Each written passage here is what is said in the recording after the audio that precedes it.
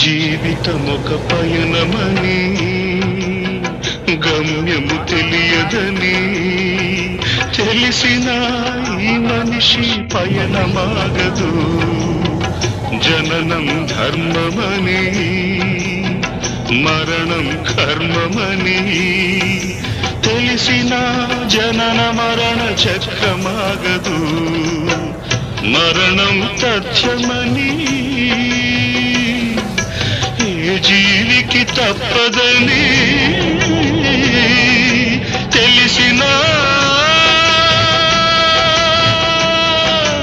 ఈ మనిషి తపనాగదు.